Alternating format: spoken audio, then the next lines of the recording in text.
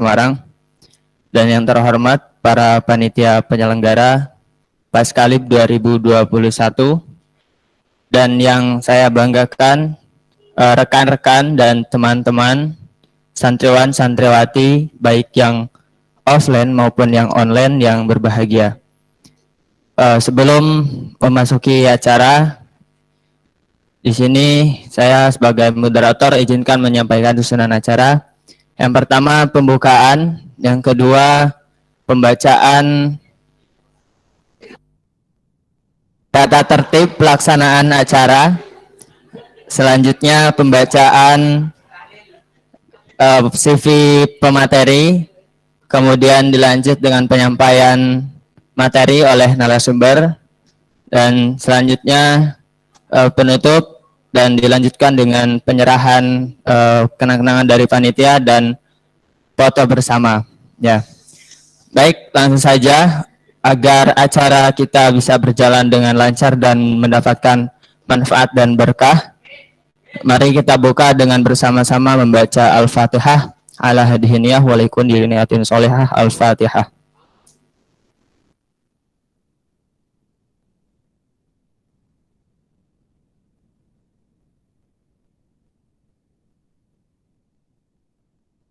Amin, semoga berkah.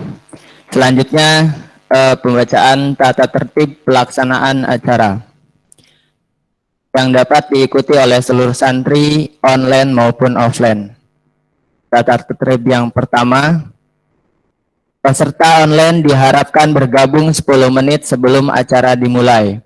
Kedua, peserta online yang memiliki pertanyaan terkait materi bisa menuliskan di kolom chat dengan format nama kelas, dan yang offline dapat mengangkat tangan.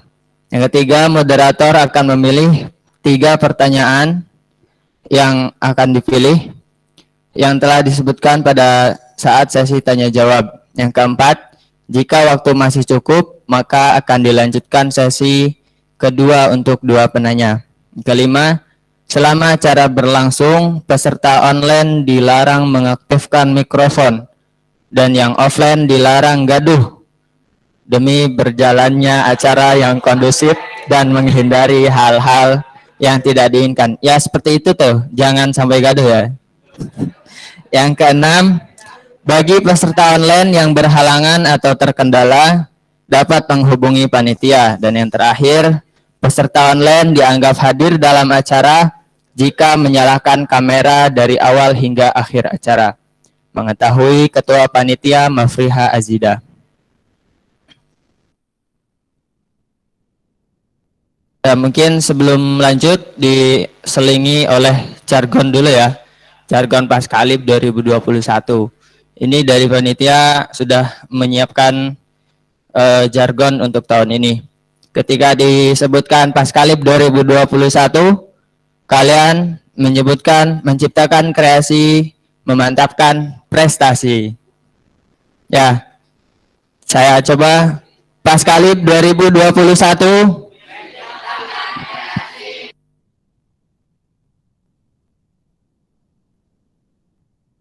Ya, terima kasih, semangat sekali. Ya, selanjutnya pembacaan CV dari pemateri narasumber kita. Nama Moizatus Saadah, tempat tanggal lahir Jombang 5 Februari. Oh, ini sudah kemarin baru ulang tahun ya. Selamat ulang tahun. Ayah. Tahun 1997. Alamat alamat Peterongan RT 19 RW 2 Peterongan. Nomor HP monggo bisa dicatat 0813 2989 9492. Gak usah kali ya, gak usah diulang. Ya, saya ulangi 0813 2989 9492. Dah. 2 kali aja. Riwayat pendidikan MI Darul Ulum, MTS Darul Ulum, MA Darul Ulum, Uwin Wali Songo Semarang. Moto hidup,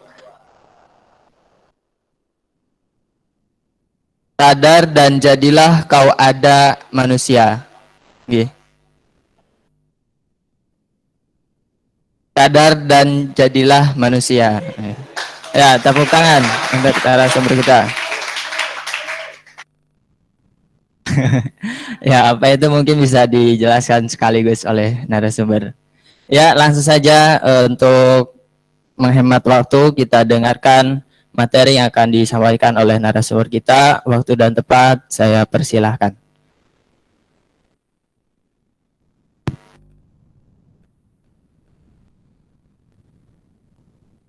Ya. Assalamualaikum warahmatullahi wabarakatuh. Alhamdulillahirrabbilalamin. Wabihi nasta'inu ala umurid dunya waddin. Salatu wassalamu ala asyrafil anbiya'i wal mursalin Sayyidina maulana Muhammadin wa ala alihi wa sahbihi ajma'in, amma ba'du. Pertama-tama marilah kita panjatkan puji syukur kehadirat Allah Subhanahu wa taala yang telah memberikan kita kesempatan dan kesehatan sehingga kita bisa bertemu lagi di pondok kita tercinta, ya pondok kita tercinta Nurul Falah Bisongo. Yang kedua kalinya ya pastinya sholawat serta salam dijunjungkan kepada manusia terbaik, manusia sempurna, Nabi Muhammad SAW, yang selalu kita akan tiru, kita junjung dan kita agungkan keindahan beliau, kecerdasan beliau dan segala yang menempel pada beliau selalu kita contoh dan kita jadikan tujuan. Itu nanti surprise aja ya di belakangnya videonya. Oke. Panasan, jangan kebanyakan panasan, nanti panas duluan. Oke, terima kasih kepada moderator yang sudah memberikan saya waktu di sini. Sebenarnya saya nggak mau ngomong yang apa ya, yang akademik banget, enggak. Saya cuma share pengalaman aja, share pengalaman what I feel, what I learn ketika aku nulis skripsi gitu ya. Jadi itu curahan perasaan tadi malam sembari menikmati malam dan kopi. Terus kuhasilkan itu nggak jelas gitu ya. Terus ada gambar-gambar nggak jelasnya, ya udah dinikmatin aja lah ya. Oke, sebelum kita masuk, ini semuanya sehat kan? Sehat. Ya udah. Oke. Ya. Oke, ini saya berdiri apa duduk ya enaknya? Duduk aja ya. Nanti aja kalau anu. Oke. What you think about skripsi? Apa yang ada di pikiran kalian ketika ngomong skripsi? Apa? Udah pengen kawin aja, males gitu. Apa yang ada di pikiran kalian tentang skripsi? Sulit, revisi, terus apa lagi? Ya ini langsung set yang word. Loh, kok jadinya di situ ya mbak-mbaknya ya? Ya udah deh, nggak apa-apa. Jajanan enak atau nama hantu?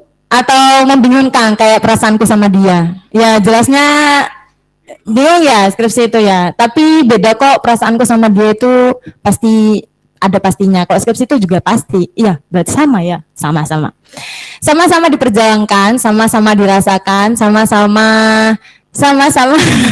sama-sama perlu diperhatikan ya, layaknya kekasih hati ya gitu ya. Terus kok garing sih? Ya terus nggak usah sok nggak digaringin gitu, garing aja soalnya nih biasanya juga garing gitu ya, nggak apa-apa sih. Oke, secara ilmiah apa yang kalian tadi bilang kayak tulisan itu benar, tulisan atau tentang pasti ada revisinya, iya benar, karena skripsi itu kalau di apa namanya disebutkan definisinya itu sebuah karya ilmiah, jelas karya ilmiah, skripsi itu karya ilmiah. Tapi yang membedakan skripsi dengan yang lainnya itu ada di poin-poin yang di sebelah sini, sebuah pengembangan atau implementasi iptek yang itu menjadi tujuan S1. Kalau S2 beda lagi, kalau S3 beda lagi gitu. Bagi kalian itu masuknya dalam ranah pengembangan atau implementasi iptek. Jadi semen tuh nggak usah muluk-muluk ya. Sebenarnya tuh gini nggak enak ya, berdiri aja. Ya, tapi jangan julid ya kalau saya gendut. Gitu lah ya pokoknya. Ya, sebuah pengembangan sebenarnya tuh nggak harus yang menemukan sesuatu yang baru banget tuh nggak harus. S1 tuh just you can tempel-tempel gitu. Nah, maksudnya bukan tempel-tempel clipping kayak kalian SMA, bukan, beda lah. Cuman dia itu ada sifat pengembangannya, mamanya ya. Kalian menemukan kalau skripsi saya dulu itu apa ya? Ya memalukan nih, nggak apa-apa sih. Tentang tafsir Al-Azhar mamanya. Kalian menemukan sesuatu. Saya dulu menemukan ada bau-bau budaya yang itu menarik bagi saya. Jadi yang pertama kalian harus lakukan ketika jatuh cinta pada jatuhnya. Yang kalian lakukan dalam skripsi itu jatuh cinta dulu. Jatuh cinta dulu. Jadi kalian harus fall in love. Ya, tapi kalau nggak fall in love ya nggak apa-apa sih, bangun cinta, nggak apa-apa, bagus juga bangun cinta. Jadi pilihannya jatuh atau bangun. Bangun itu sakit, gitu, jatuh itu sakit. Oke, sebuah pengembangan atau implementasi iptek. Boleh kalian sebuah pengembangan. Umpamanya kalian punya teknik kalau yang Tabia ya, mamanya metode ini dalam kelas ini, tapi kan pasti ada pengembangannya, pasti ada yang berbeda dari yang sebelum-sebelumnya. Itu sebuah pengembangan atau implementasi pengetahuan. Mamanya sekarang yang terbaru nih, ada tafsir Maqasidi. Nah, terus kalian implementasikan tuh, udah implementasikan dalam satu kajian topik yang mungkin dikerjakan atau dianalisis dengan itu, atau yang mungkin dari jurusan yang lain menemukan bukan menemukan ya, biasanya itu sudah ada teorinya cuman diimplementasikan. Mamanya kayak psikologi, mamanya kalian tahu ada teori bahwa kepribadian itu ada yang sanguinis, ada koleris, ada apa lagi satunya? Ada melankolis, ada plakmatis dan yang lain itu kalian nanti kembangkan. Mamanya kalian meneliti di sebuah sebuah taman kanak-kanak untuk mengidentifikasi cara belajar. Itu bisa. Jadi itu kalian nggak harus menemukan keilmuan gitu, nggak harus, karena di tahap S1 kalian just mengembangkan dan implementasi. Ya, tapi kalau kalian bisa berbuat lebih daripada itu ya it's okay, dan itu lebih baik gitu. Kemudian, nah tadi saya bilang harus jatuh cinta dulu, karena sulitnya gini, biasanya tuh orang memang berani membangun cinta ya kan, berani memang membangun cinta. Tapi kadang-kadang bangun cinta itu ada di tengah jalan, itu ada kesulitan-kesulitan yang harus memang kalian itu mempertahankan cinta itu gitu loh. Cinta dalam hal cinta keilmuan itu. Umpamanya saya dulu kenapa memilih Al-Azhar? Karena saya cinta sama Buya dulu. Saya dulu tuh tertarik sama Al-Azhar karena baca buku biografinya dulu. Jadi nggak langsung ke tafsirnya. Saya pokoknya baca aja apapun itu, karena nggak tahu kan cinta tumbuh kapan gitu kan ya. Yang penting itu dijajaki aja gitu. Tapi kalau perempuan jangan ya gitu. Terus lanjutnya nah ini yang berbeda dengan curhatan WhatsApp, berbeda dengan curhatan Facebook, berbeda dengan tulisan-tulisan artikel. Nah, artikel tuh ya ada tata caranya, tapi tidak seterikat skripsi. Ada dibungkus dengan kaidah dan tata cara yang benar dan baik. Itu mamanya bab 1 nanti apa, bab 2 nanti apa, ada sistematikanya, ada cara menulisnya, ada inti-intinya yang nanti akan kita bahas di selanjutnya. Lanjut. Oke, skripsi. Ya, intinya skripsi itu cuman ada 5. Pertama itu masalah. Kedua, metode. Yang ketiga itu bahan. Yang keempat itu analisis. Dan yang kelima itu kesimpulan. Yang sering kalian takutkan, kalian hantu-hantukan, kalian males memulai adalah mencari masalah. Padahal kalian tuh sering banget sebenarnya mencari menemui masalah-masalah itu gitu loh. Cuman kalian kadang itu karena nggak sadar, atau nggak gitu karena kalian belum menyadari apa itu masalah. Tapi masalah yang bisa diteliti nanti ada kriterianya. Bukan masalah tentang aku dan dia, bukan masalah tentang uangku kurang dan yang lain, bukan itu ya. Lanjutnya metode. Metode itu alat untuk menganalisis. Jadi ini tuh ya setelah masalah itu tuh yang harus ditemukan tuh metode. Karena mencari metode itu yang paling ya krusial gitu selain masalah. Karena bagus atau tidaknya analisis dan kesimpulan itu pasti ditentukan oleh bagaimana kalian godoknya itu. Mamanya kalian mamanya udah bagus tuh daging, tapi kalian nggak punya metode untuk goreng atau nggak gitu panggang, tapi kalian malah digoreng pakai pasir, kan salah metode. Atau nggak gitu kerupuk, tapi nggak kalian goreng tapi dijemur doang, salah metode. Makanya harus selaras antara masalah dan metode. Metode menjadi hal yang sangat penting untuk menemukan sampai ke analisis dan kesimpulan. Untuk juga menjawab masalah yang kalian temukan gitu.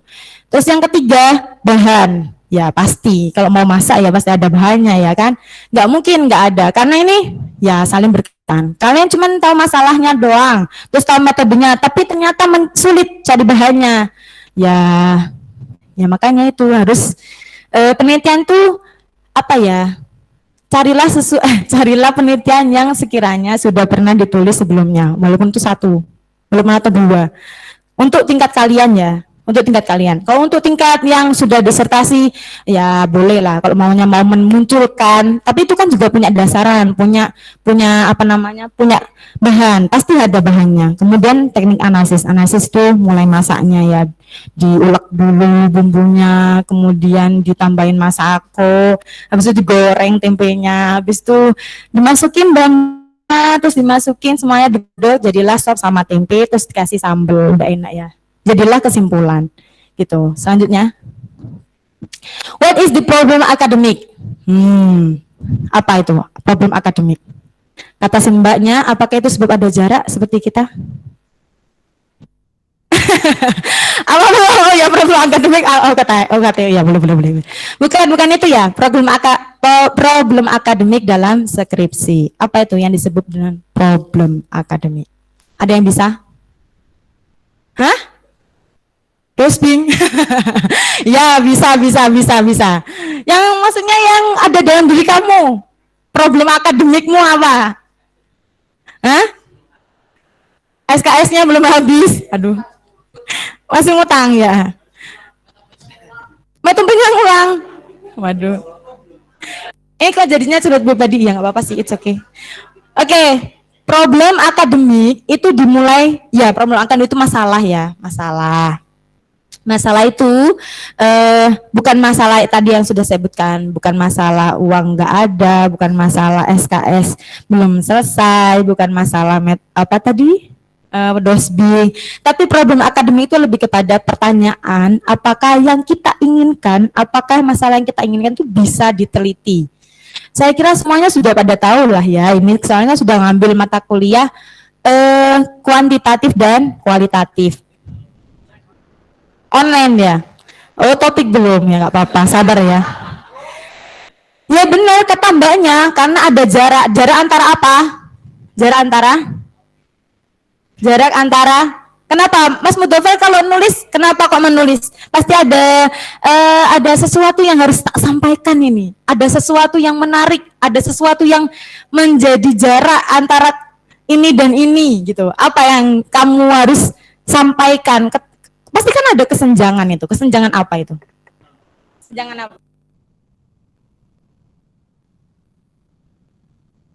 Kesenjangan antara? Hah? Kesenjangan antara kenyataan dan yang diharapkan. Yang diharapkan oleh keilmuan itu banyak. Mamanya contohnya yang tulisannya Mas Mudofar ya. Apa ya, kok lupa aku judulnya. Tapi tentang apa? Apa namanya, aku nggak iso ngomong. Feodalisme apa? Oh, vandalisme ya. Itu kan mengungkap dulu. Kenapa kok dia mengungkap itu? Oh, karena sebenarnya tuh di Al-Quran tuh udah ada. Sebenarnya di Al-Quran tuh sudah menentukan. Tapi masih kenyataannya seperti itu. Kan mesti ada gap di antara itu. Nah, itu yang harus kalian temukan dahulu sebelum kalian memulai untuk menulis gitu. Jadi pasti Mas Mudofar itu sebenarnya sudah melakukan proses menemukan problem akademik. Pasti sudah menemukan adanya jarak, adanya kesenjangan yang akhirnya ada celah untuk diteliti dan ditulis. Selanjutnya, ini sudah jam berapa ya? Ya, takutnya aku kecepatan. Oh, lama nggak apa-apa, ini malah aku takutnya nggak lama. Ya gitu ya. Terus masalah akademik itu ini. Ada beberapa poin yang menjadikan dia itu adalah dikategorikan masalah akademik. Pertama ada ketimpangan antara yang terjadi dan diharapkan. Tadi sudah. Terus dapat dilakukan dan diuji. Nah, ini masalahnya. Ini nggak semuanya masalah itu bisa dilakukan dan diuji. Ada yang dia itu sebenarnya bagus. Beberapa teman tuh ada yang meneliti mamanya kayak gitu. Tapi dia itu terlalu melangit sehingga belum jadi standarnya anak S1 sudah melakukan itu gitu. Jadi ya sebenarnya nggak apa-apa, cuman kadang tuh yang ditemukan adalah dosen pembimbingnya tidak mau. Itu terjadi pada anak Dava juga, ada kakak kita yang seperti itu. Dia sebenarnya idenya bagus. Dia meneliti tentang buku yang menyatakan Borobudur adalah apa sih namanya? Nabi Sulaiman. Dia mau melacak kesejarahannya, terus mencari hadis-hadisnya yang digunakan sama orang itu sebagai dalil. Jadi itu melacak itu sebenarnya it's a wonderful. Cuman ketika sudah disarankan beberapa dosen, set namanya, tapi tidak ada yang memberanikan diri untuk menandatangani. Karena merasa itu sudah apa ya? Itu tuh sudah bercandaan gitu. Bukunya aja udah bercanda gitu. Udah nggak mungkin, udah nggak valid gitu. Keren sih, tapi tidak layak untuk diuji sebagai akademisi. Mungkin kalau dia nulis artikel mengkritik isinya, it's okay, tapi bukan untuk dijadikan problem akademik yang bisa diteliti sebagai skripsi. Letaknya di situ. Kadang teman-teman tuh sudah, aku tuh punya kecenderungan ini, iya. Terus habis itu gimana lanjutnya? Tapi dia nggak mampu menyelesaikan sampai kerangka akhir. Kadang mereka cuman, ya aku cuman pengennya kayak gini, nemukan kayak gini lah. Terus apa masalahnya gitu? Kadang itu menemukan itu yang sulit sekali untuk menyimpulkan apa sebenarnya masalah, apa gerangan masalahnya. Dan juga yang paling menyakitkan adalah menarik, penting dan aktual itu subjektif. Seperti yang terjadi sama tadi beberapa teman saya itu. Menurut saya itu sudah menarik, penting dan aktual. Udah 3 unsur itu udah ngerangkep tuh. Tapi karena dia itu bersifat subjektif, tergantung sama apa yang kalau kita pertama kali ngajuin itu sekjur. Nah, pertama kali ngajuin mamanya ke sekjur, ini udah ada, ini udah nggak menarik, itu udah basi, itu udah ya udah nggak, jangan itu. Ya udahlah, berarti kita harus ganti karena ini tidak bisa tidak bisa digugat bahwa masalah akademik itu harus menarik, penting dan aktual bagi orang-orang yang ahli di bidang itu. Mungkin kita menganggap itu oke, tapi orang yang lebih ahli menganggap itu ya tidak oke. Yang keempat, bermanfaat. Pastinya harus bermanfaat karena penelitian yang dapat merusak jati diri manusia, dapat merusak kehidupan manusia itu adalah penelitian yang tidak berarti bagi saya. Contohnya, yang baru-baru ini kalian udah lihat nggak IG-nya Mata Najwa? IG-nya siapa namanya? Najwa Shihab. Ada tuh sekarang perkembangan iptek tentang rekayasa genetik. Itu ada yang menciptakan I don't know ini gimana caranya ya. Pokoknya nanti genetiknya tuh dimasukin ke bayinya, gimana nggak ngerti caranya. Terus habis itu nanti itu jadi bayi yang nanti dia tuh dibuat untuk mendonorkan bagian penting dari tubuhnya kepada orang lain. Ya, terus lama-lama nanti eksistensi menjadi manusia akan hilang. Lama-lama kecerdasan akan diciptakan, kekuatan manusia akan ditambah. Ya, kayak di film-film tuh loh. Nanti lama-lama juga ada orang yang bikin Hulk ya mungkin, atau bikin Superman, atau mungkin bikin Spiderman yang genetiknya itu dimasukin laba-laba. Waduh, nggak mungkin lagi ya. Dah tahu lah itu ya, kiamat mungkin. Terus selanjutnya, oke. Masuk ke metode penelitian. Ya, memang sih melelahkan mencari penelitian. Dia udah goyang-goyang terus gitu kan. Tapi jangan lupa dia masih tersenyum kok. Ya, ada kualitatif, ada kuantitatif, ada R&D. Biasanya anak-anak yang rumpun keilmuannya itu humaniora atau sosial, dia masuknya ke kualitatif. Kalau dia itu rumpunnya ke pendidikan, terus habis itu matematika dan segala yang berbau angka, biasanya masuknya ke kuantitatif. Tapi juga dia bisa menemukan R&D. Jadi itu sekarang sih, kalau saya dengar-dengar dari sejak kapan ya, udah dari sejak dulu sih, penelitian R&D sangat dianjurkan bagi orang-orang yang mampu, entah membuat media, entah membuat buku. Beberapa dari kakak kelas kita juga berhasil gitu, walaupun mungkin jarak tempuhnya lebih lama daripada yang kuantitatif atau yang lainnya. Karena kan dia harus bikin dulu alatnya itu. Banyak kok contohnya berhasil, kayak Mbak Ruroh, tahu Mbak Ruroh, lurah tahun sebelum saya, itu juga berhasil dengan R&D.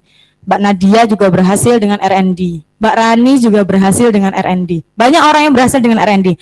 Hanya saja kalian memang harus menentukan apa yang kalian ciptakan, terus bagaimana, sejauh apa pengaruh itu kepada yang kalian teliti.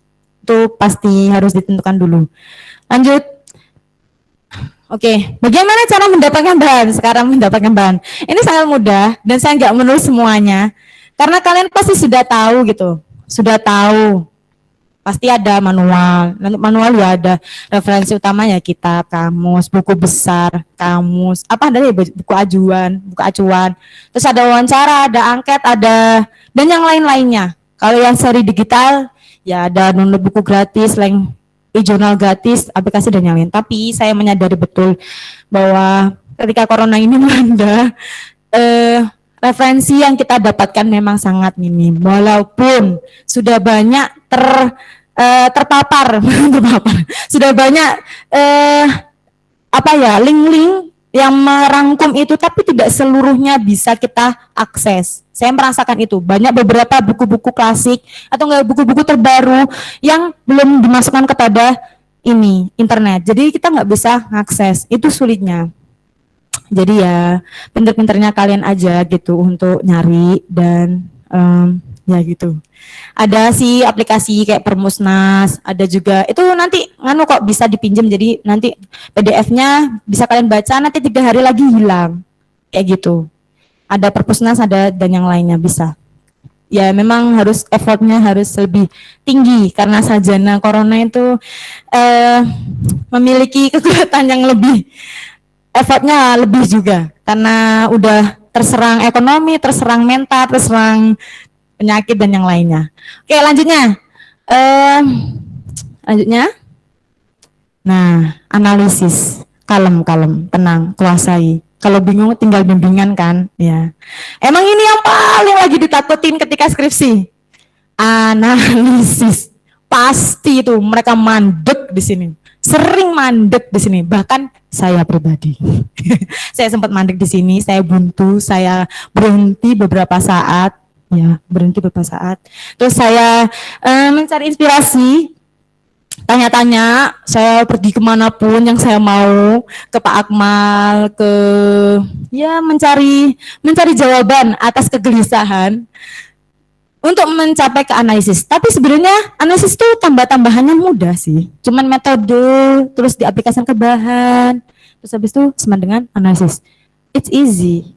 Cuman untuk meramu dan memasak itu butuh kompor, butuh yang lain. Ya itu perlu bimbingan dan perlu diskusi. Gak bisa skripsi tanpa diskusi itu mati.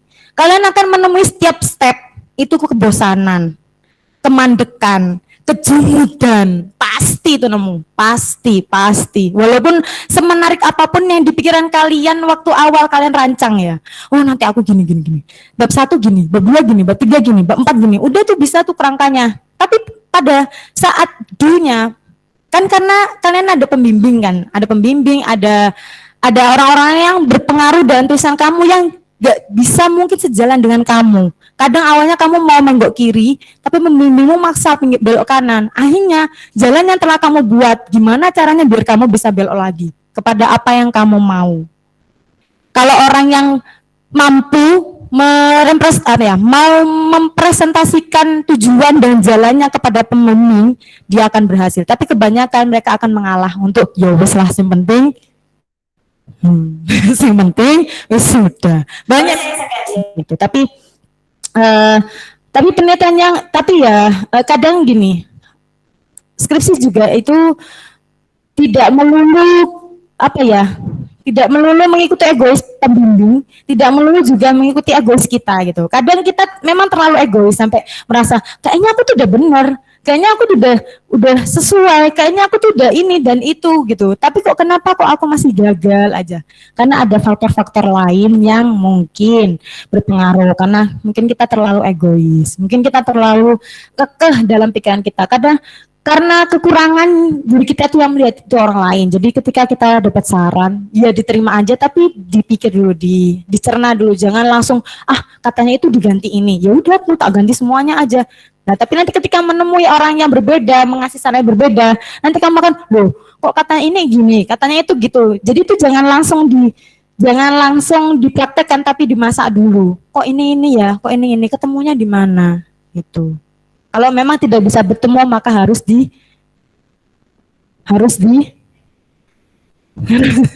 harus dipilih salah satu ya, karena tidak bisa buah hati dalam satu dalam satu jiwa. Oke, lanjut. Kesimpulan ya beginilah. Menulis kesimpulan itu intinya kayak corong gitu ya. Semuanya itu diperos jadi satu kesimpulan, dan ini adalah jawaban dari masalah kamu. Itu simpel ya kalau diginiin ya. Ya intinya gitu. Udah, lanjut. Next. Sistematika penulisan. Nah, ini ada agak rumit sih ya. Tarik nafas dulu ya, tahan sampai 10 menit, enggak lah. Ini tak jelasin apa ya?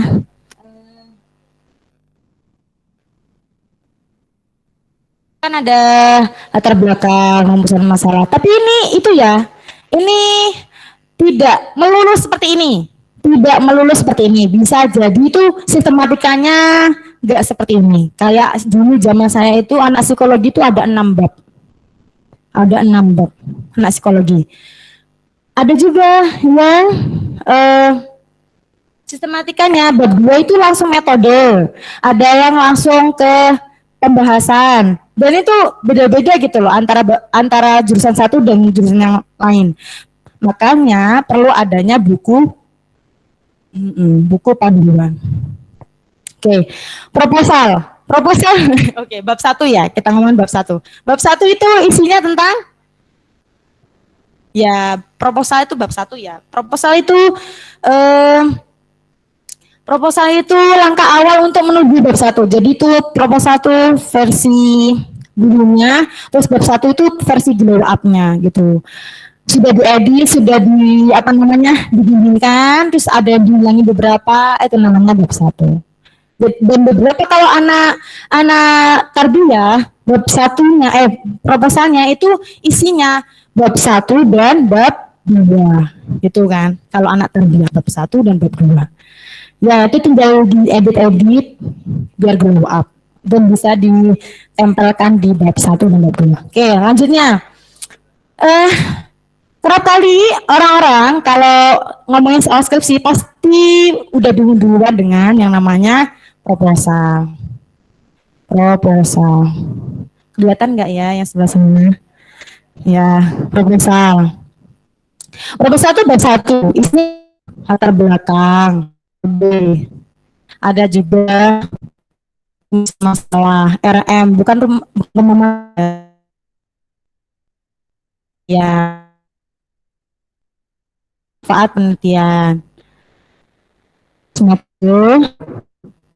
metode penelitian, terus ada sistematika penulisan.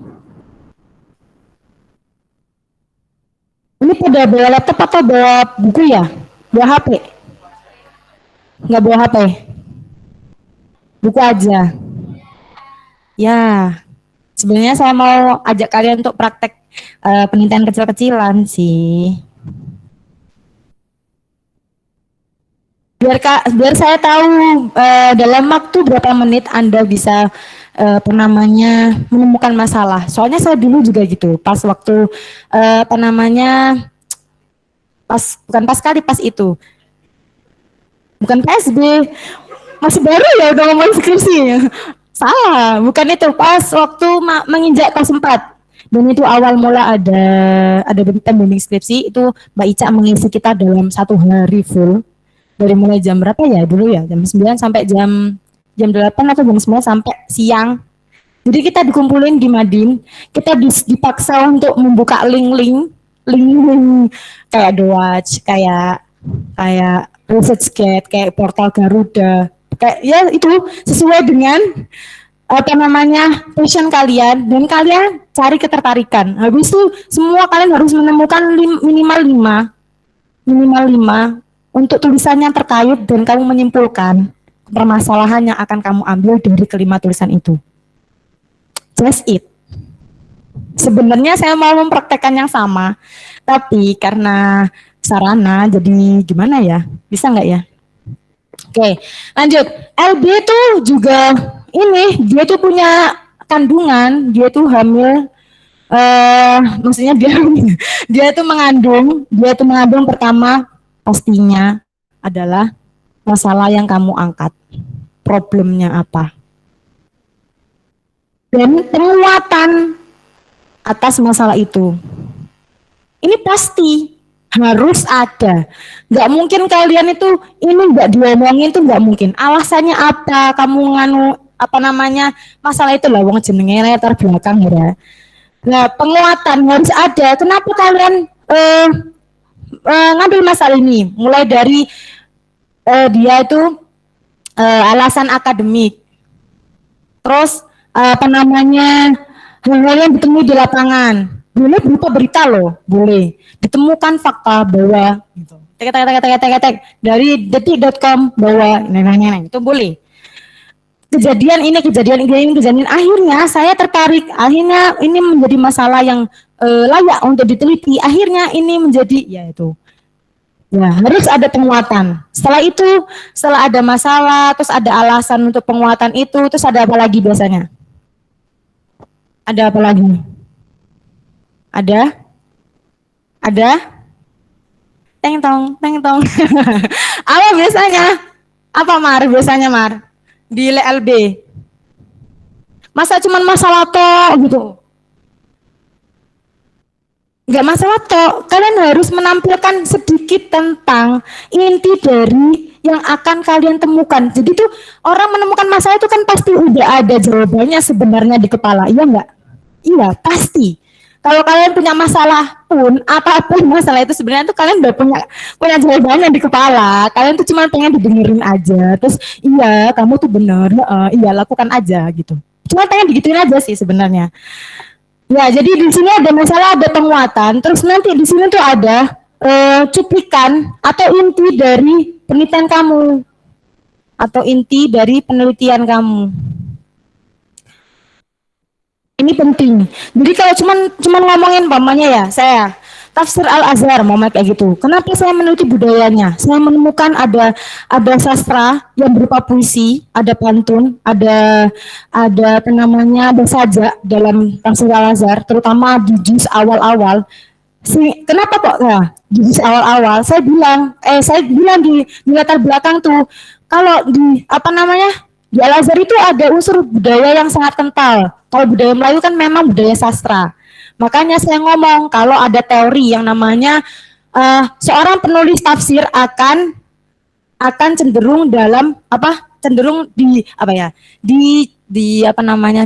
dipengaruhi oleh lingkungannya. Benar bahwa si Buya Hamka itu dipengaruhi sama lingkungannya yang masih kental dengan sastra. Akhirnya saya menyebutkan di situ. Terus saya mencuplik satu masalah yang ada di situ, salah satunya yang menurut saya paling menarik untuk ditaruh di ibarat itu LB itu etalase kamu gitu loh. Etalase yang harus membuat orang tuh jatuh cinta di pandangan pertama. Harus jatuh cinta di pandangan pertama gitu. Bagaimanapun orang kalau LB kamu udah apa ya, udah nggak menarik, nggak sesuai dengan eh, apa ya, ketentuan, itu pasti orang tuh udah, "Hah, kok kayak gini ya," gitu, pasti kayak gitu. Karena ini tuh menjadi hal yang penting. Bab 1 tuh untuk meyakinkan orang bagaimana kalau kamu itu mau melakukan satu hal yang berhubungan dengan apapun, pasti kamu meyakinkan, minimal meyakinkan diri kamu sendiri. Pasti kamu punya alasan, kenapa aku mandi, kenapa aku makan, kenapa aku tidur, kenapa aku nguap, kenapa aku, semuanya pakai alasan. Nggak ada yang nggak berlatar belakang, pasti semuanya ada latar belakang. Jadi nggak mungkin kalau kalian mencari masalah tanpa latar belakang. Yang menjadi sulit biasanya memang mengungkapkan. Emang sih apa-apa itu kadang sulit diungkapkan, tapi ya ungkapkan saja gitu daripada telat gitu. Cuplikan cuplikan atau inti penelitian ini harus ada. Saya dulu tuh menyebutkan bahwa ini karena saya nggak terlalu paham di jurusan yang lain ya, mohon maaf sekali. Jadi saya menyontohkannya diri saya sendiri, makanya saya dari tadi di awal ngomong bahwa intinya saya share tentang apa yang saya rasakan, what I feel, what I learn in word skripsi. Oke. I just telling to you. Oke, cuplikan inti dan setelah itu kalian mencuplik itu, setelah kalian mencuplik masalah intinya, entah apapun itu, entah gizi, entah apa, mamanya ada yang meneliti catering di pondok ini. Kenapa kok kalian meneliti itu, mamanya? Karena ada pernah kasus keracunan. Apa yang salah, mamanya kayak gitu. Atau beberapa orang dari mereka diteliti konsentrasinya itu di bawah normal. Mamanya kayak gitu, ngantuan. Terus habis itu pokoknya memiliki konsentrasinya di bawah normalnya orang yang memakan makanan yang bergizi, itu bisa diteliti. Nah, tapi kan kalian harus mendapatkan cuplikan data yang itu menguatkan, dan ada teori yang itu memang menyajikan bahwa hal yang kamu teliti itu pantas. Memang ada teorinya bahwa orang yang memakan dengan kalori sekian, dia tidak akan mencukupi kebutuhan otaknya. Memang kayak gitu. Itu dijadikan hal yang garis bawah terbesar ketika kamu nanti membuat slide ketika menakosa. Tuh, cuplikan dan inti. Kemudian setelah Anda ini, tadi sebenarnya ini alasan ya. Alasan, terus yang ini baru nanti ada penguatan dan pembatasan. Jadi kan banyak ya. Mamanya kamu neliti tadi di pondok aja, pondok apa, kena berapa orang samplingnya, itu pasti ada ini, pembatasan. Kamu tuh mau nyampe mana? Kayak saya dulu Al-Azhar, saya cuma neliti cuma neliti surat Al-Baqarah. Why? Itu pasti dipertanyakan. Kenapa cuma Al-Baqarah? Ya kamu harus bisa. Kenapa sekolah itu? Kenapa buku itu? Kenapa kamu bikin produk itu? Itu pasti harus ditekankan kembali di penelitian ini, di akhir ketika ada di LB itu. Gitu ya. Jadi itu nggak bisa ditinggalkan. Maka, gitu bahasanya, oleh sebab itu atau maka penelitian ini berdasar dengan kegelisahan akademik, kemudian dan paparannya sudah disampaikan, kami akan meneliti atau peneliti akan membahas tentang ini langsung dibatasi dalam juz ini. Nah, alasannya harus disebutkan di sebelumnya, di sini. Alasan kenapa kamu ngambil itu, alasan kamu kenapa membatasi itu, kenapa kamu ngambil sekolah itu, kenapa kamu milih pondok itu, kenapa kamu milih gizinya, kenapa kamu milih itu, semuanya harus dijelaskan di sini.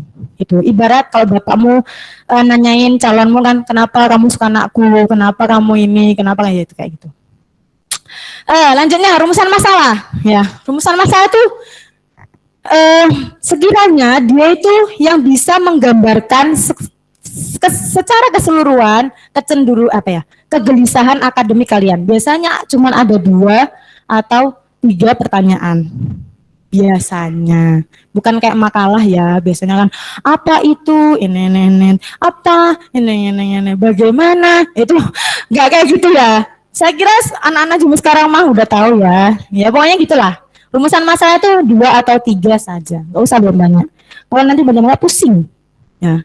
Terus Di tujuan penelitian ini ya banyak yang kopas sih, tapi ya kalau bisa kreatif lah. Kalau TP sama MP itu temukan yang kreatif. Tujuan penelitian kamu apa? Biasanya sih untuk apa namanya memberitahukan, untuk mengetahui gitu. Untuk ya pokoknya emang untuk sih. Ini juga gitu. Untuk semuanya untuk. Ya gitu lah. Untuk ya.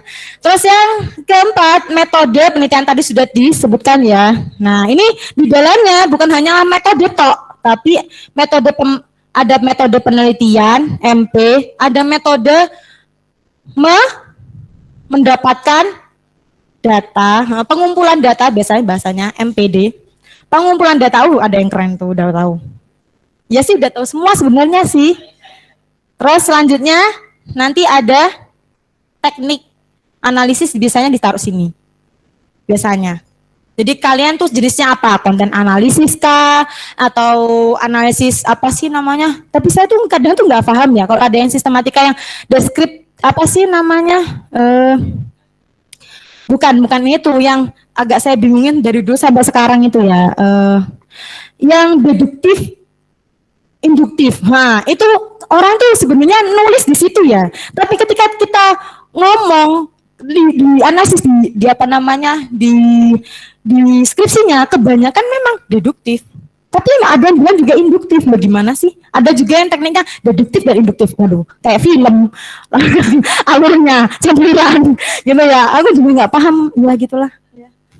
Kadang tuh aku juga kalau baca skripsi orang gitu ya, itu nggak semuanya itu benar. Jadi nggak harus kalian tuh memang sih kita punya kecenderungan ketika kita menulis, pasti kita punya kecenderungan tulisan yang kita jadikan dasar. Tapi jangan sampai kalian tuh ngeplek sama plek-plek baik sistematika dan yang lainnya, karena itu mereka juga masih memungkinkan untuk salah gitu ya. Terus di sistematika itu akan menggambarkan describe your apa namanya deskripsi. Mulai dari bab 1 kamu isinya apa, terus bab 2, tapi bukan bab 2 yang kayak gini ya bahasanya ya. Banyak orang yang salah paham soalnya. Mamanya di bab 1 kan jelas ya, ada latar belakang tuh, ada dan yang lain. Tapi bukan gini. Bab 1 peneliti akan mengungkapkan latar belakang titik. Terus orang yang baca ngapain coba baca? Ya kan udah tahu ada latar belakang. Kenapa nggak baca daftar isi aja? Kalau sistematika hanya dibuat seperti itu, seringan itu, gitu. Sistematika harus bisa menggambarkan latar belakangmu itu apa? Latar belakang sebagai berikut. Pendek aja. Yang intinya dari yang kamu tulis itu tulis di situ.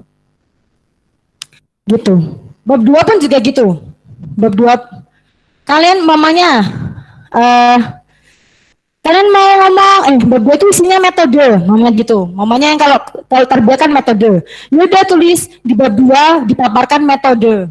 Dengan metode ini. Jadi dijelaskan bukan hanya sekedar A, metode, B, isinya apa. Itu enggak apa bedanya dengan daftar isi. Jadi harus beda dengan sistematika dengan daftar isi. Dan begitu selanjutnya sampai kesimpulan. Nah, kesimpulan yang ditulis di sini itu biasanya dijadikan acuan untuk bagaimana pembimbing itu bisa tahu arah kemana kamu akan pergi. Kok kesimpulannya kayak gini ya gitu, nggak gitu. Ya, di situ letaknya. Dari membaca ini, sistematika ini, pembimbing akan tahu jalan mana yang Anda pilih, jalan liane atau jalannya DE, aku gak paham. Ya pokoknya kalau kalian udah tergambar di sistematika atau outline ya, biasanya orang tuh nyebutnya outline. Outline bab 1 mau apa, bab 2 mau apa, bab 3 itu outline. Itu udah tergambar dengan baik, pasti setidaknya walaupun tidak terpesona dengan penelitian kamu, ketika itu sudah jelas pasti pembimbing akan ACC. Walaupun itu nggak terpesona itu. Ya termasuk skripsinya saya itu bukan skripsi yang membuat orang terpesona ya. Tapi ya terima kasih sudah mengantarkan saya begitu. Lanjut. Ya sebenarnya ini yang saya mau lakukan pada kalian. Tapi nggak ada yang bawa HP ya? Nggak boleh ya? Ya. Alhamdulillah ya. Ya nggak apa-apa deh. Yang online aja bawa HP. Oh gitu. Kasihan ya mereka cuma mereka. Tapi sebenarnya saya tuh mau ambil salah satu dari kanan kita tak tunjuk terus nanti kita bedah sebenarnya kayak gitu. Atau ada yang mungkin atau mau ada sih saya artikel atau skripsi yang kita bisa bedah. Apa mau bedah itu?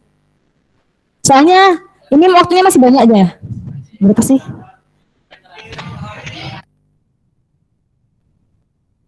Masih banyak. Iya. Jadi kita apa mau Rifki yang mempraktekkan? Kasihan ya. Masa cuman janganlah, jangan dibagi di kelas ini. Itu lebih parah daripada narkosa. Ini bareng-bareng rame-rame ini. Apa ya? Sebentar. Apa ya? Ini masih lama banget kah? Atau mau sesi tanya jawab aja nih, langsung aja lah. Oh ya, ya udah kita lanjutkan ke slide selanjutnya. Langsung aja. Nanti kita buka sesi pertanyaan sambil ngopi-ngopi ya. Nggak ada kopi ya, adanya teh ya Bapak. Lanjut. Nah, nih. Mau skripsi selesai. Kuncinya ini menurut aku sih. Ya, pertama memang harus ada niat. Apa-apa itu harus ada niat. Terus yang kedua harus ada motivasi diri. Jadi skripsi itu motivasi diri. Kalau kamu ngambilin motivasi dari yang dari orang tua, dari siapapun itu, mungkin bisa 1-2 hari memotivasi kamu. Tapi dia tidak akan menempel lama karena yang bisa menyirami diri kamu sendiri sejatinya adalah diri kamu sendiri, bukan orang lain ya. Jadi temukan motivasi diri kamu. Why? Kenapa kamu harus lulus? Kenapa kamu harus itu? Pegang, walaupun itu alasannya orang lain, tapi kan jadikan itu motivasi diri kamu. Itu akan lebih kuat daripada kamu dipaksa-paksa orang lain. Itu yang ngefek sih 1-2 hari atau bahkan nggak ngefek ya. Ya, terus yang ketiga banyak baca dan diskusi. Penting, urgent, harus dan wajib dan pokoknya penting. Ini nggak bisa dilepaskan dari segala proses yang namanya penyelesaian skripsi. Segimanapun kalian benci sama buku kayak gue, segimanapun kalian nggak cinta sama yang namanya baca, segimanapun kalian juga nggak suka sama kitab-kitab yang hurufnya bulat-bulat, ruwet, tapi kalian harus paksa diri kalian untuk baca dan diskusi. Justru permasalahan akan datang ketika kalian merasa bodoh. Banget akan datang. Ketika saya, kok bisa ya kayak gini? Kok bisa ya kayak gini? Itu catat aja semuanya. Kok bisa ya kayak gini? Kok bisa ya? Kok bisa? Tulis aja semuanya. Nanti tanyakan ke orang. Ini kok gini ya? Kok gini? Aku nemu kayak gini. Oh itu kayaknya bisa diangkat gitu. Itu. Mulai dari situ, mulai dari sebuah kebingungan, dari kebodohan, dari keinsecurean diri kamu sendiri, itu sebenarnya bisa diolah menjadi suatu masalah yang akan menemukan bahwa skripsi akan segera dimulai. Terus lanjutnya adalah mulai, just start. Pokoknya ambil dibuka laptop gitu, pokoknya tiap hari itu. Kalau kamu udah mulai skripsi atau bahkan sekarang, yang penting itu buka laptop, wes tah.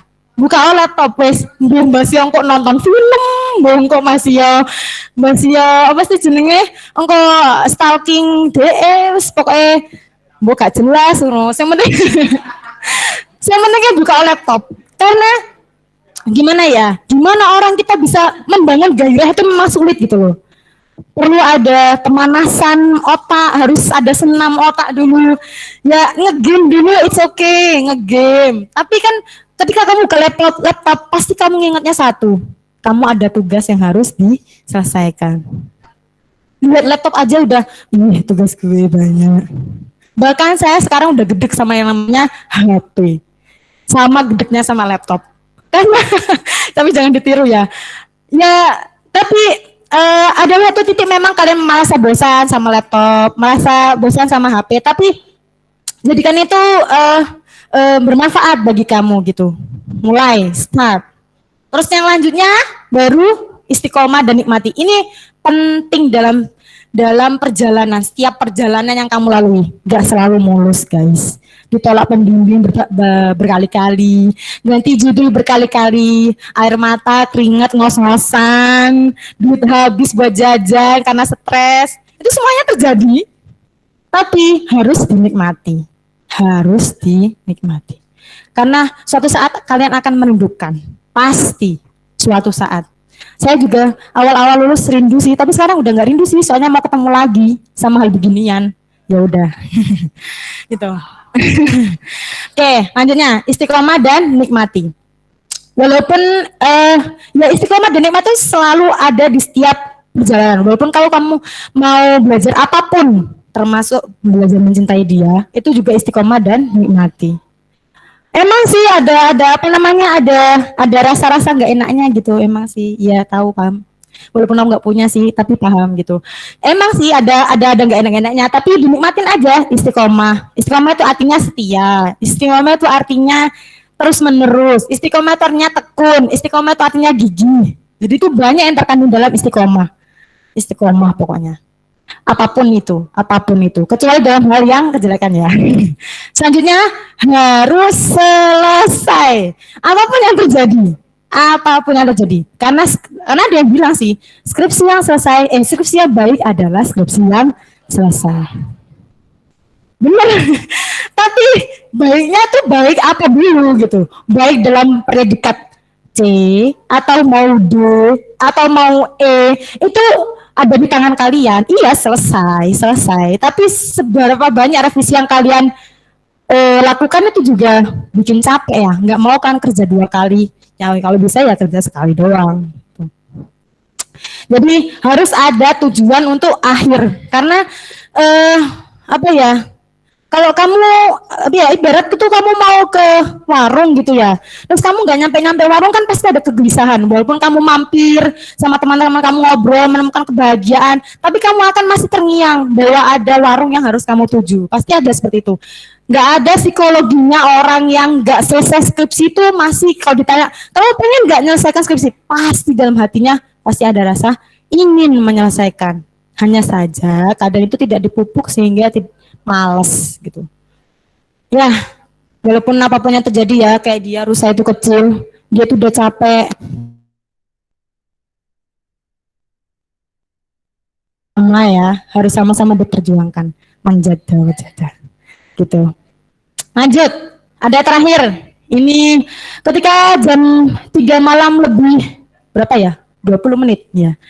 Tiba-tiba saya tuh pengen ngomong soal ini antara kakak dan adik ya, bukan antara guru dan apapun, karena ini adalah fakta yang sering saya lihat, fakta yang sering saya rasakan, bahkan saya sendiri, bahwa perihal skripsi, ingat, ia masih dalam lingkup takdir. Gak boleh kalian itu ngomong, aku udah berusaha banget, tapi kok nggak nyampe, kok nggak asis, duit sing turi wae, iku kaya iso.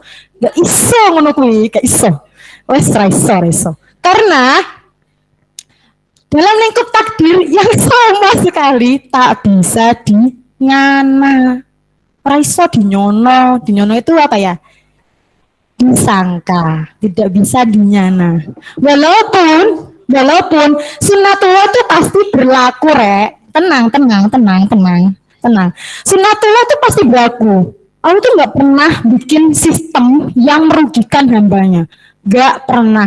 Walaupun kalian ngomong, ya ada beberapa kali saya itu tertinggal dari orang lain, sering banget. Saya baru ACC judul tuh semester 8 agak mentengahan. Di saat saya lelah-lelahnya mengajukan judul 5 kali bola, ya, dan yang lainnya, dan ganti judul, dan yang lainnya semua saya rasakan ya. Semua perjuangan itu saya rasakan. Walaupun mungkin ada yang lebih menyakitkan dibanding saya, tapi dulu saya juga pernah tertinggal TOEFL. Pernah saya nggak lulus sekali. Bukan TOEFL, malah IMCA malah yang menyakitkan ya. Saya yang pede-pede dan misalkan, kayaknya bener gini. Ternyata ya Allah tuh selalu adil ya, nggak bisa itu kita dibuat sombong, itu nggak bisa. Kalau udah mau naik tuh di gitu, langsung diobrotkan ke bawah, nggak bisa. Jadi nggak suka Allah tuh kayak gitu. Jadi ya jangan terlalu pede. Ya kayak kalau bahasa tasawuf tuh ada ya ada khauf, ya ada roja. Biar ada take and give-nya gitu loh. Ya Allah aku pedih tapi aku berharap gitu. Dia ya sidone mbek dhewe ngono ya wis pokoke ngono lah ya. Ya sama sekali tak, tak bisa dimana. Jadi ada yang berlari kencang manapun, tapi dia balik-balik tersandung. Itu juga ada gitu. Ada yang merangkak, wis koyok ngesot, koyok gak jelas. Malah ono sing berhenti gitu. Bukan ada yang cuman lulusnya tuh ya Allah mengerjakan itu cuma 1 bulan bus. Itu juga ada. Ada yang kayak gitu. Ya. Tapi hanya saja skripsi dan apapun itu menuntut sebuah kegigihan dan perjuangan. Karena sunatullah itu tidak akan menyakiti diri kita. Ya, tidak akan melukai takdir. Contoh ya, saya pernah dibilang sama kakak saya, ketika saya merasa banyak gagal dalam banyak hal bahkan. Ya gagal itu sering di dalam hidup saya. Tapi kakak saya tuh selalu bilang, sebenarnya apa yang dilihat sama Allah gitu dari apa yang kamu usahakan? Apakah yang hasil akhirnya?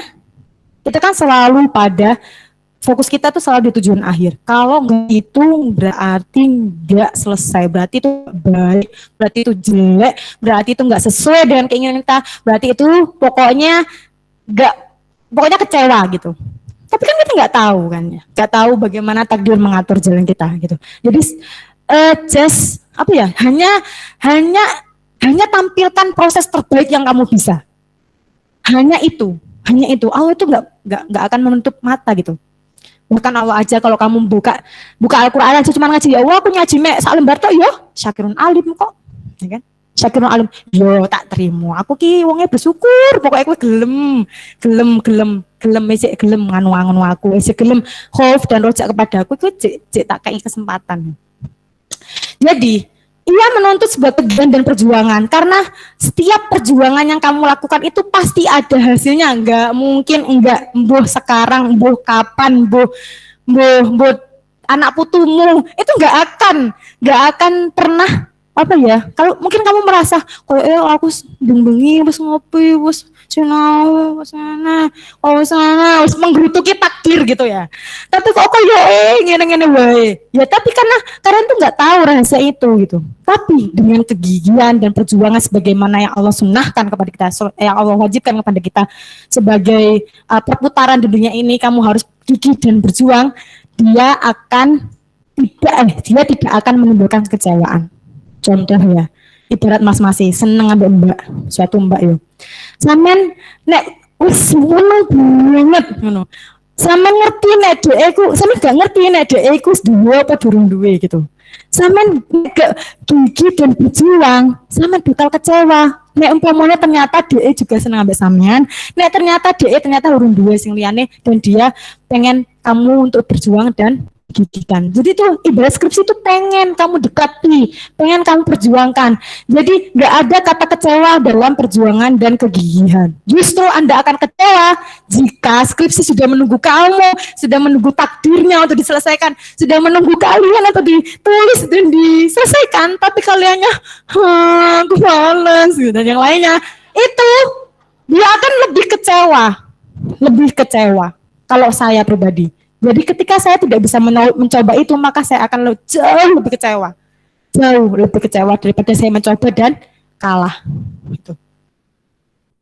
Makanya banyak orang sih yang berprinsip kayak gini, lapu pegel-pegel, akhir-akhirnya kalah kayak gitu. Enggak. Itu karena apa ya?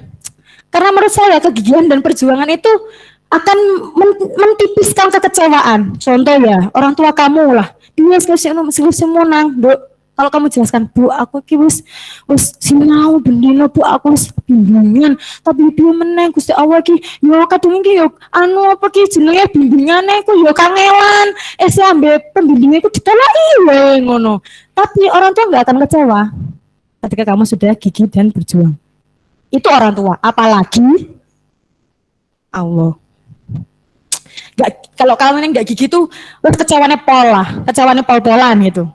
Tapi kalau kalian gigi dan berjuang, walaupun itu selesainya, kapan? Tapi insya Allah ya, kalau orang yang gigi dan berjuang tuh pasti akan menemukan manisnya ya. Itu nggak akan berbuah kekecewaan. Setidaknya kecewaannya tuh enggak banget gitu, karena sudah berusaha. Ya wis lah, dek ya Mbak Liane, ya wis apa-apa. Sing penting aku mengungkapnya, sing penting aku ngidei, ya wis. Lanjutnya, sebab penyesalan yang mendalam justru berasal dari melewatkan sesuatu tanpa berjuang untuknya. Wallahu a'lam bishawab. Ya, tuh. Ya, terima kasih. Ya, terima kasih banyak pada Pak pemateri. Materinya sangat luar biasa sekali. Tepuk tangan sekali lagi.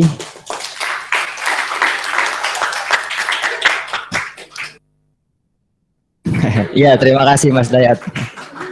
Ya, selanjutnya sesi tanya jawab dari para teman-teman, rekan-rekan yang mempunyai pertanyaan, monggo disampaikan. Untuk yang offline bisa angkat tangan, yang online monggo di chat di kolom chat. Ya, dibuka pertanyaan silahkan. Ya, Mbak Ayun.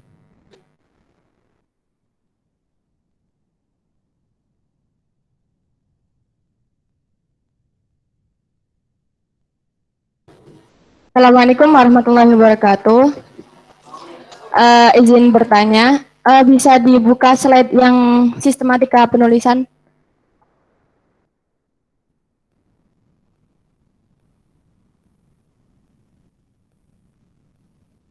Ya, yang ini. Tadi kan Mbak Muiz menerangkan tentang sistematika penulisan. Tadi kan kalau bisa itu tulisannya jangan cuma outline aja gitu kan, harus ada penjelasan setidaknya. Kayak bab 1 itu kan ada latar belakang, bab 2 ada metode dan bla bla bla bla bla bla. Kan itu pertanyaannya di bab 2 kan bukan hanya metode aja sih. Misalkan ada banyak tuh kerangka-kerangkanya. Nah, itu apakah semuanya harus dijelaskan atau memang garis besarnya aja? Terus kemudian kalau semisal kayak gini kan berarti kita harus tahu gambaran umum dan isi dari skripsi kita, skripsi yang akan kita tulis. Nah, biasanya itu kan kalau nggak salah di bab 3 atau bab 4 itu kan ada tadi ya kayak outline apa yang bakal kita bahas di situ. Nah, jika di kemudian hari itu kita punya ide, terus kita mau mengubah outline itu bisa atau enggak. Sedangkan kan itu udah diujikan sama penguji gitu kan, ada ya gitulah, sempro ya bahasanya, gitu kan udah diujikan. Kalau semisal mau diganti itu bisa apa enggak. Sudah, terima kasih. Wassalamualaikum warahmatullahi wabarakatuh.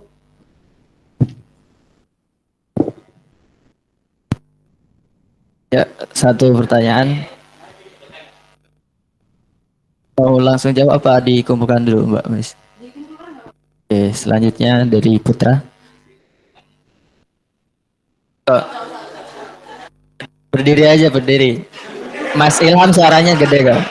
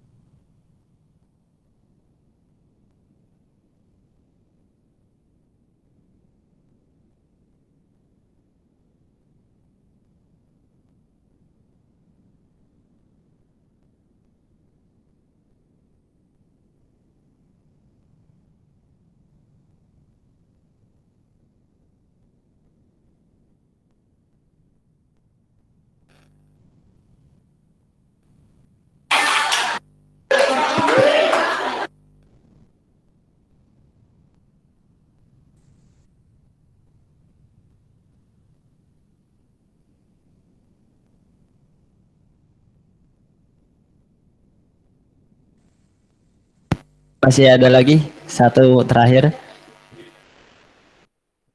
Ya, dua dulu mungkin. Ya, monggo langsung dijawab, Bu. Terima kasih pertanyaannya. Iya ini banyak yang saya lupakan dan tinggalkan untuk menjelaskan ini ya. Eh, Metode atau isi, apakah harus ditulis semuanya? Enggak ya, enggak semuanya. Jadi umpamanya gini, di bab 2 itu kan kalian umpamanya bab 3 lah yang pasti isi ya. Karena di semua jurusan bab 3 itu pasti pembahasan, gitu kan. Bab 3, umpamanya bab 3 kan pasti penjelasan. Pembahasan. Umpamanya kalian bahas tentang apa ya? Kalau judulnya enggak usuluddin tuh. Apa ya? Enggak usuluddin gitu. Umpamanya gini ada apa sih namanya taklim muta'alim dalam apa namanya efeknya dalam apa namanya pembentukan sikap di ini mamanya kayak gitu ya mamanya itu udah sering banget sih. Nah itu mamanya kayak gitu. Nah kalian nulisnya aduh udah tak masukin ya itu tuh kalian nulisnya kan pasti bahas tentang adab ya kan pasti karena judul kalian itu adab ya udah kalian tulis tuh bab 3. Bab 3 berisi tentang pembahasan adab yang harus kamu intinya apa? Yang ini yang berpengaruh. Adab yang disebutkan dalam ini berpengaruh dalam ini. Itu enggak harus sistematikanya itu kamu A, B, C enggak. Tapi intinya akan kamu sampaikan dalam bab 3 karena kamu enggak akan tahu nanti bab 3-nya itu mau seperti apa. Makanya ini sangat bisa dirubah. Bahkan itu sudah menjadi skripsi. Itu kamu punya hak untuk merubah. Bahkan itu pengisahannya sudah selesai. Maksudnya proses skripsi itu sudah selesai itu kamu bisa merubah. Dan itu terjadi pada Pak Ikhwan. Salah satu dosen ya.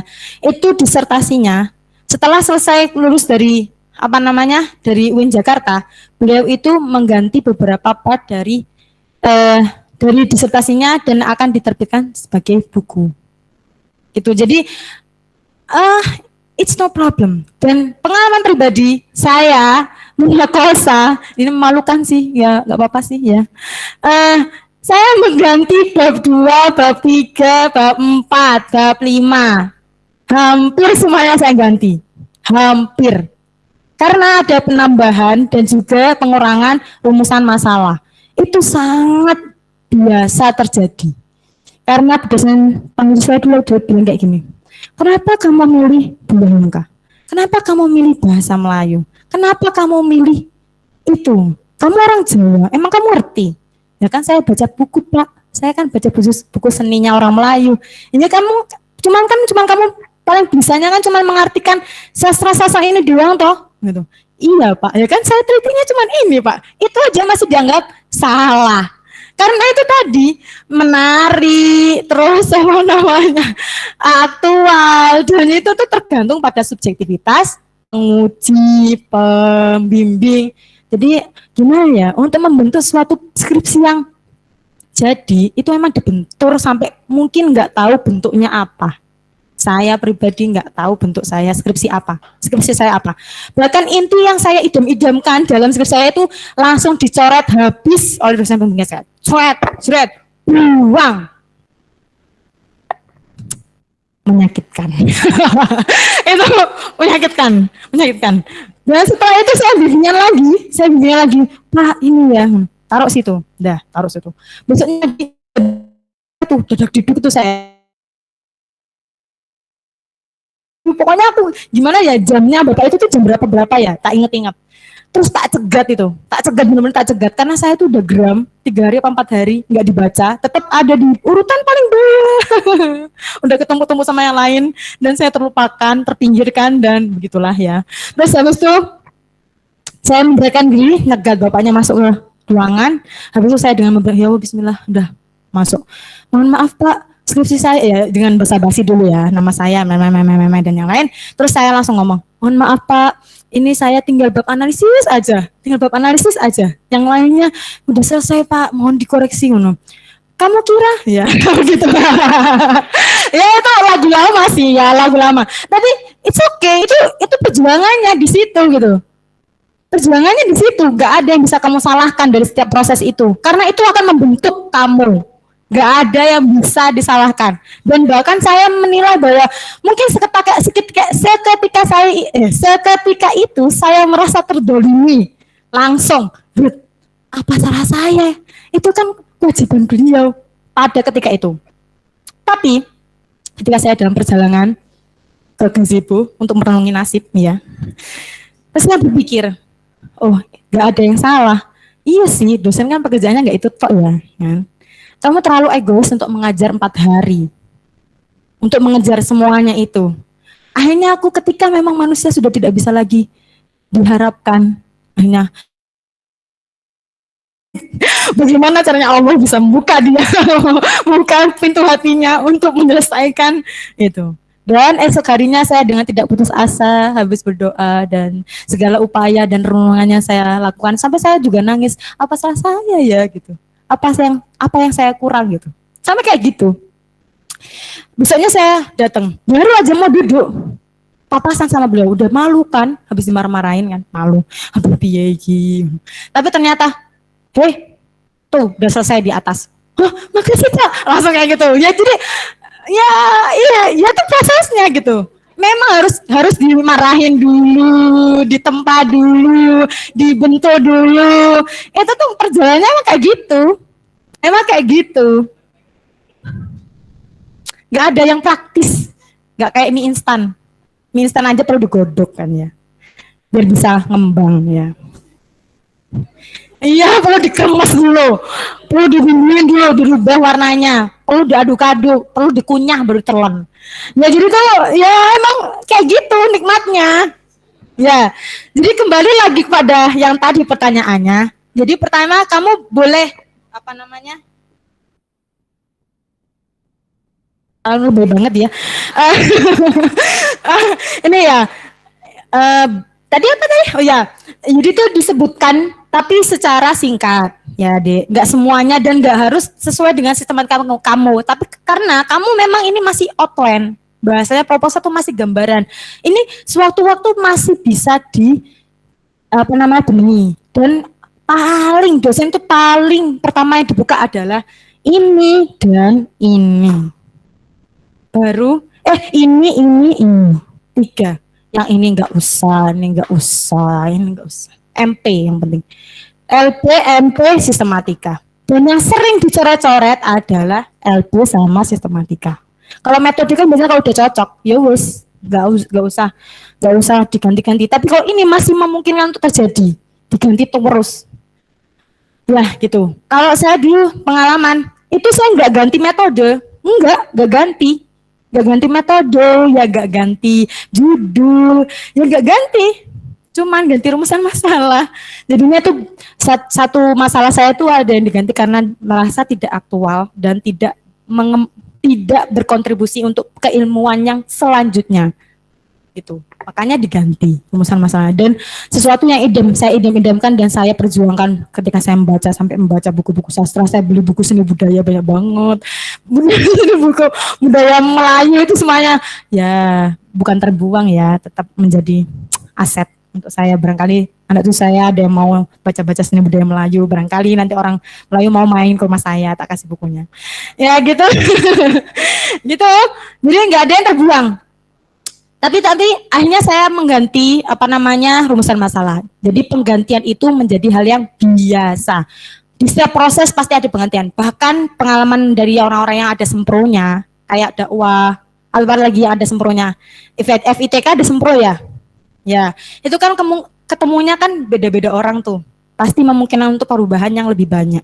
Karena setiap kepala beda isi. Beda isi, ya gitu. Nah, selanjutnya.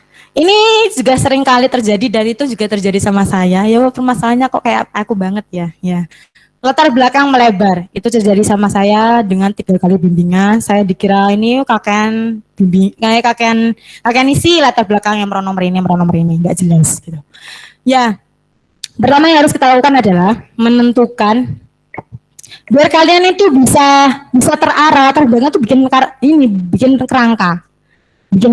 Mamanya ya karena saya nggak tahu yang lain ya, mamanya tafsir Al-Azhar gitu ya.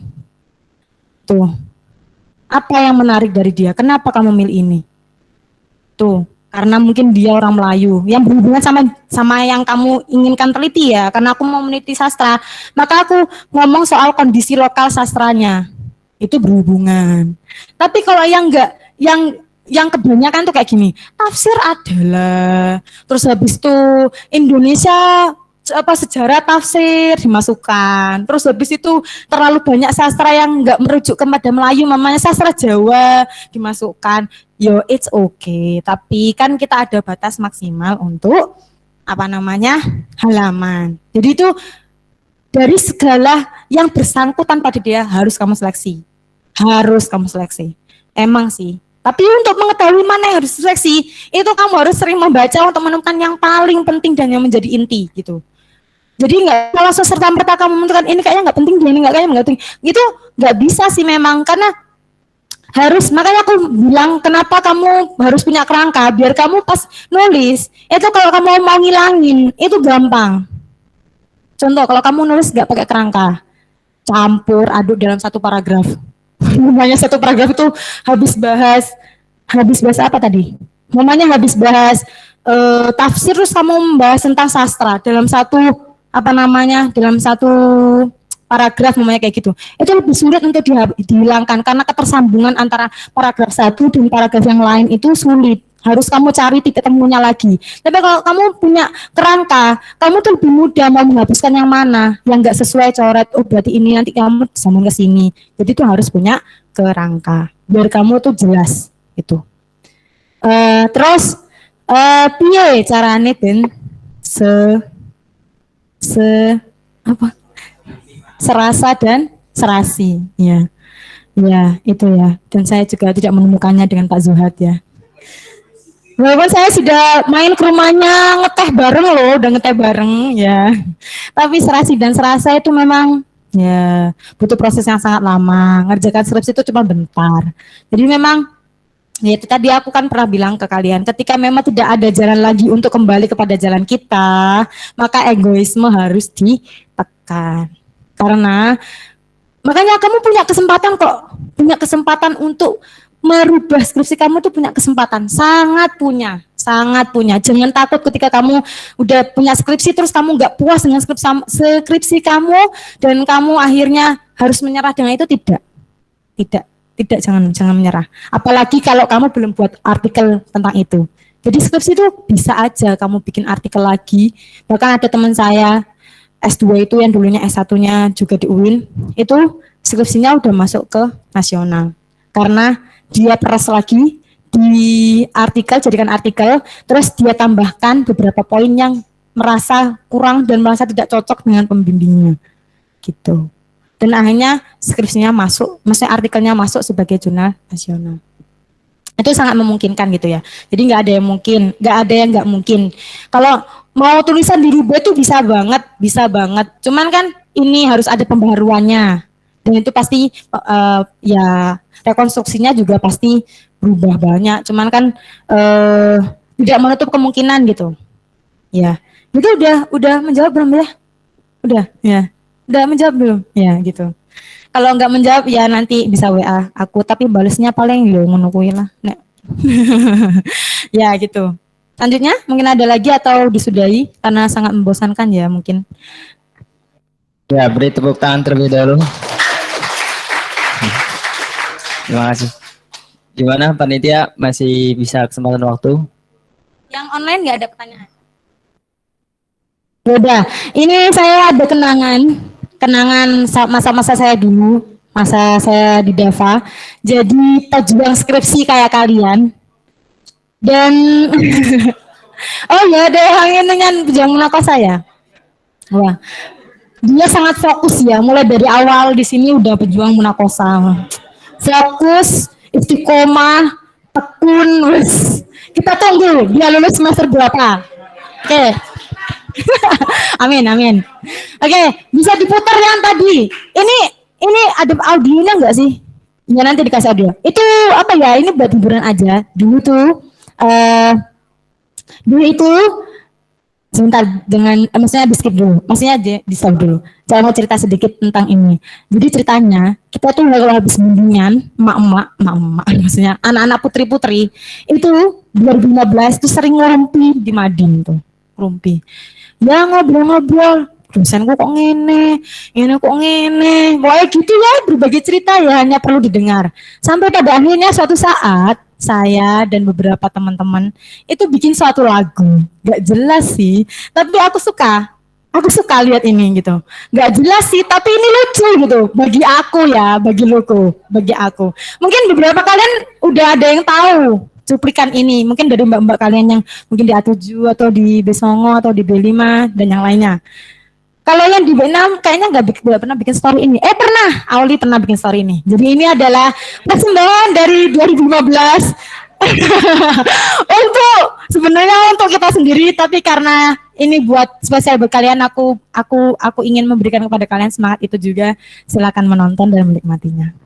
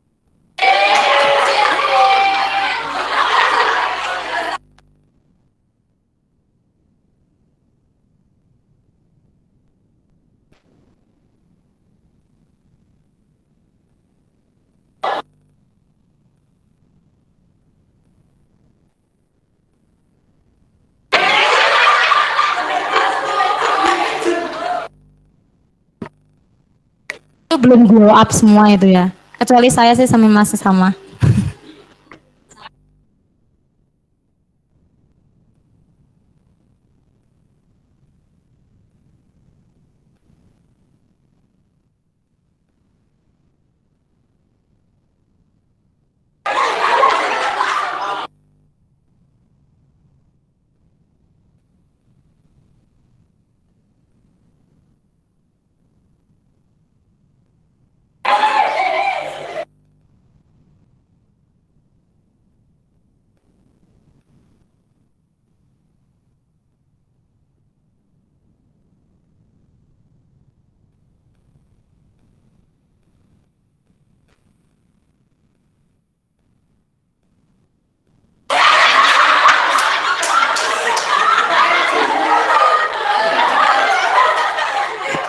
Ayo, apa ada di pikiran kalian? Ayo.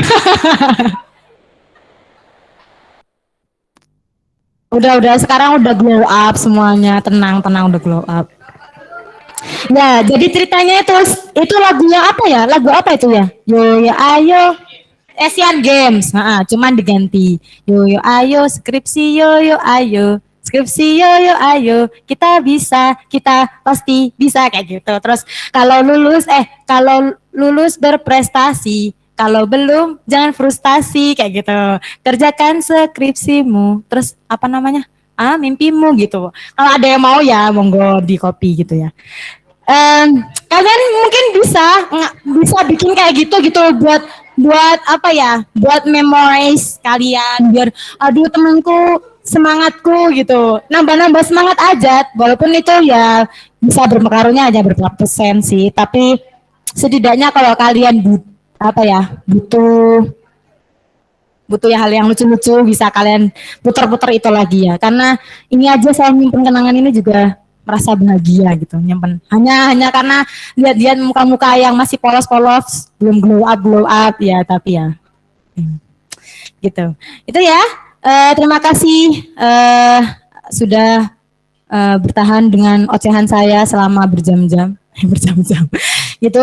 Mohon maaf apabila ada kekurangan dalam penyampaian ataupun apapun itu, karena saya memang bukan yang ahli di bidang ini sebenarnya, tapi saya ingin berbagi pengalaman kepada kalian. Semoga pengalaman yang saya tulis, yang saya sampaikan kepada kalian, bermanfaat bagi kalian. Kuncinya ya tadi itu, kerjakan saja. Dan kenapa saya memilih sadar dan jadilah manusia? Karena terkadang kita terlalu menuntut diri kita tanpa sadar menjadi malaikat atau Tuhan. Sehingga kita melihat segala hal yang terjadi pada diri kita adalah tidak baik bagi kita. Padahal kalau kita sudah berusaha merangkak ke urusan Tuhan, maka kehancuran akan menyertai diri kita. Kalau kita masih pada titik di mana kita merasa bahwa kita hamba dan manusia, maka kita akan tidak lupa dengan perjuangan dan kegigihan dan segala hal yang tercantum dan tertitah pada manusia.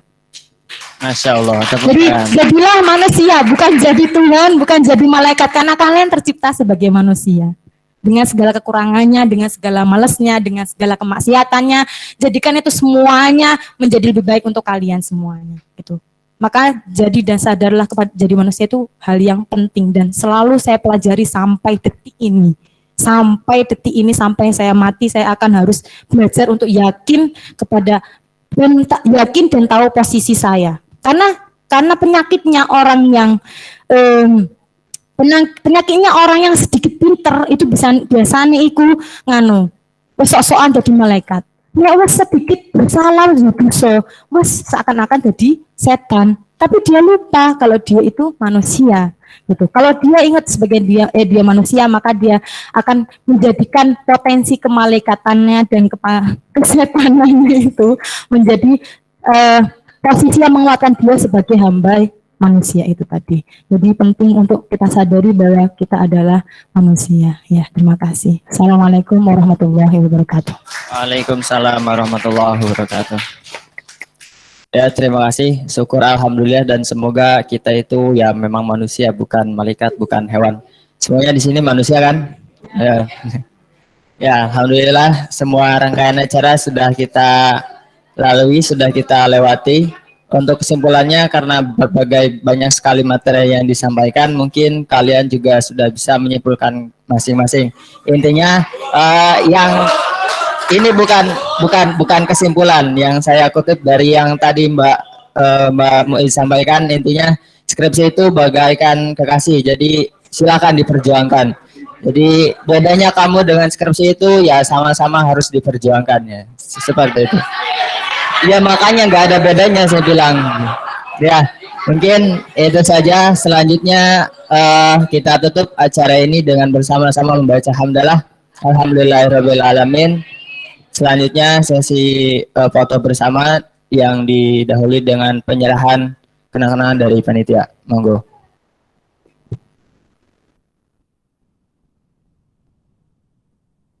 Ya sambil